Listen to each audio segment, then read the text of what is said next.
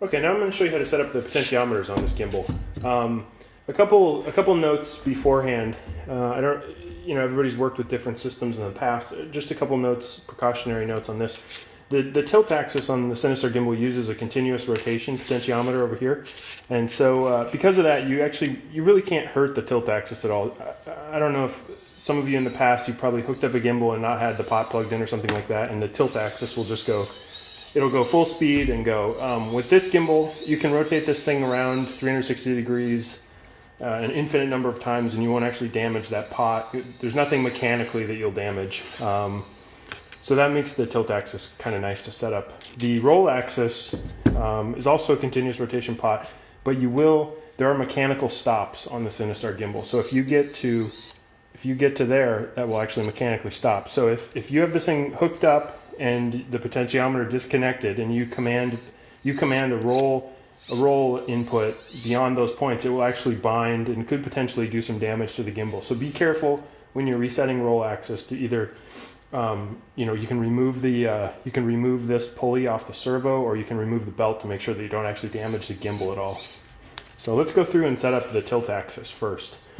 This one is actually ready to ship out the door, so it's already set up. I'm going to purposely get the tilt axis out of whack a little bit here for you guys to see, so you can see what it's like to dial it in for your particular setup. So this servo lead, kind of coming from off camera, is outputting 1500 microseconds pulse width. So I've just hooked that up. Let me turn that on. Okay, so the gimbal's live. You can see the tilt is sitting there still. It's about level. We haven't finally adjusted it, but I'm going to go ahead and show you how to adjust it for different setups. So this piece here actually is a clamping mechanism that clamps onto the potentiometer. So if we loosen this screw, let me turn it so you can see a little bit better. Loosen that screw and loosen this screw, which is already loose. You'll actually be able to take a screwdriver, just a flathead screwdriver, take it in here, and there's a slot in the end of the potentiometer shaft. Find that slot, and then as you rotate this slowly, the pot will be giving a command to the servo to move, and it's actually moving where the neutral point for the camera tilt tray is. Let me try and get my hand out of the way a little bit so you can see. So as we rotate this, we're actually setting the neutral point of the camera gimbal. So just rotate this slowly until you get it to the point where you want it, which, for most people is about right in this range. And when we get it set up there, we've got the camera plate roughly level to this top tube. So that's a good starting point.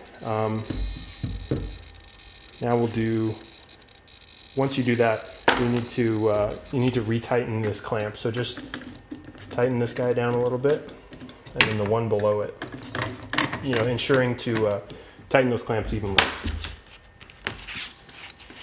Okay, so let's now move on to roll axis. Like I mentioned, this one you can actually do mechanical damage to because there's mechanical stops. So just be careful with this. If you're uncertain at all and you're messing around with the setup and you're not sure if the pot's plugged in correctly, you're not sure if the motor's turning the right way, the fail-safe way to do it is just to remove the belt. Take this pulley off the servo, take the pulley off the belt. I'll show you the easiest way to do that right now. You can, if you just, for the roll, these four screws right here, those clamp the piece that hold the roll servo on there. So if you loosen those four, you can actually slide this roll servo up and down. It can be somewhat of a tight fit, but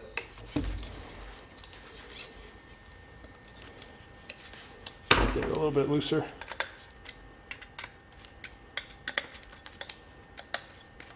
These clamps really clamp quite well. So I just put my hands underneath that and then just push down on this. Okay, so that just came down loose enough that it's not actually engaging the belt anymore. You can take the belt off. I just kind of make it loose under that part there, and then you can actually take it right off of there. So now we've got the belt disconnected from the roll axis. Let's say for some reason your gimbal gets all out of whack, you no longer know where neutral is on the roll axis. I'll show you how to set that up. So let's plug this in. Let's go live on it. So you can see as this moves, it's this pot, it's moving the shaft and it's commanding the servo to move back and forth. So you can see right about there we're centered, and that's perfectly centered on the gimbal. Let's say that this was not the case and you need to change it for your particular flight controller. It uses a different pulse width from 1500. There's a variety of different reasons why you might need to do something. So I'm going to turn this back off. All right, back to removing the roll pot. So in order to do so, you're going to need to, there's a set screw on the bottom side of the pulley. If you can loosen that up, that will disengage the pulley from the pot shaft. Once you do that, we'll need to loosen this M3x6 right here. Loosen that up. And then this whole pot will actually just slide right out of that pulley. Once that pot is out, then we can actually turn this system back on. I've got a switch over here you can't see off camera. Turn that back on, and you'll see that we're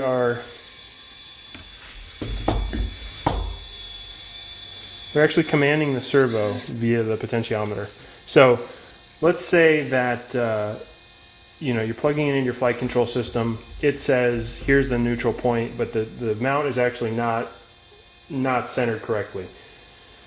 Find that point. Let's say that point is here, and I plugged it into my MK stabilizer. I actually need to take and move that pot slowly until the servo stops. It can be hard to get it exactly right, but so there we've got it. So let's now what we'll need to do is we'll need to carefully reinsert this back into the pulley, and I leave it on when I do this just so I know if I bump it at all. So just reinsert this carefully right back in the slot. You can even just the littlest touches on the pot will try and drive the servo. So,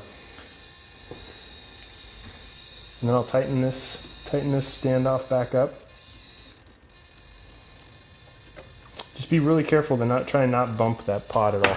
I'm gonna actually turn it off now, and then so I can carefully move this up, and then let's tighten that set screw onto the pot shaft, so that when this moves, it actually is moving the potentiometer rather than having it slip inside that pulley. Okay, let's turn it back on. And you can see there we go. So it's centered. I got it a little bit off when I put it in. So you can actually just hold it where it needs to be, and you can just actually take and grip this pot firmly and just rotate it very slightly, very slowly to just do fine adjustments once it's all put back together. Just a little trick I've learned, because it's really tough to get it perfectly aligned as you put it back in back in the pulley. So let's take and put the belt back on. So that kind of shows you worst case scenario. If your flight controller gives a really different output for a neutral point besides 1500 microseconds, that'll give you an idea of how to set that up for different systems. And then also people like to play around with this stuff. If you get just completely the system all whacked out, you can use this as a guideline to get it back to a state of working. So let's put that belt back on. Slide this, just kind of wiggle it and slide that pulley right up. Tension it up. When you do this, you have to be somewhat careful that you align the pulleys. It doesn't really make a difference in how it functions. It's just an aesthetic thing that I'm kind of picky about. But just get them lined up. Snug the 4 clamps that actually hold that servo in place. And then everything's back live again. We'll power it up. You can see it's centered. It's holding nicely, and it's all good to go. The roll axis pot is set up. All right, I think that should provide you guys a good foundation on how to set up your Cinestar gimbal for use in aerial cinematography.